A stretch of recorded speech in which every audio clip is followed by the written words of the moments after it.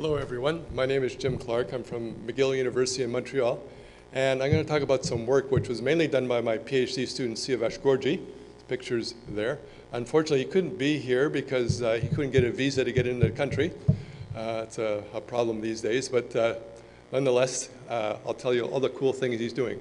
So we're trying to look at a different way of looking at salience. So you're probably familiar with salience, which is sort of the ability of a region of an image to attract attention or attract people's eye movements. But there's a problem with salience-based algorithms. You can see from this picture here of a woman looking at a refrigerator door for some reason. On the bottom, there are two algorithms. Well, actually, on the right-hand side, two different saliency algorithms, state-of-the-art algorithms. And they do not work that well. I mean, they work fairly well, but there's certain things that they don't get. For example, they didn't get the fact that the woman was, people would attend to what the woman is pointing to or looking at on the refrigerator.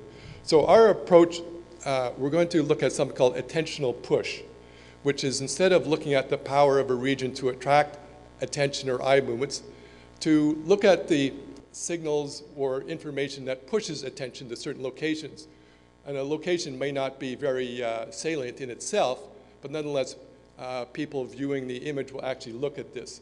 And so we're looking at a shared attention model where we're actually thinking of the viewer as being part of a shared attention setting where you're in a situation where you're interacting with other people. So even if the viewing's passive, you could still be affected by the people in the scene. So we're taking a approach to do this using a deep network. You could use other approaches, but deep networks seem to work very well for this.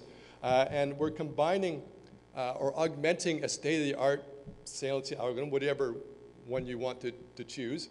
So you can see in the upper part we have some saliency algorithm. Then in the middle part we have what we call an attentional push network, which we sort of learn sort of the direction of gaze and also what the person would be looking at. We assume that we have input to the attentional push network, the head location. So we don't implement a head locator. We have this outside. We're hoping that somebody would come up with a really good head locator. And then we combine this with another network, which is trained to combine the sort of our state-of-the-art saliency algorithm with our attentional push network to combine this. And these are trained together. And it's specific to the type of saliency map algorithm you're using. So you choose the best one off the MIT benchmark, and then you train the attentional push network, and then this augmentation network. So they're all deep networks. You can see the training details in the paper in the proceedings. And the output is an augmented saliency map, which includes the effect of the sort of this social interaction, if you will, this attentional push. So here's just a couple examples. You can look at the paper in the proceedings for more details. And on the, exactly see this. So in the third column from the left is the sort of ground, or is the saliency map we get from the state-of-the-art methods. The second row is the ground truth, and the final column is our algorithm. And the first two rows are ones where it works well.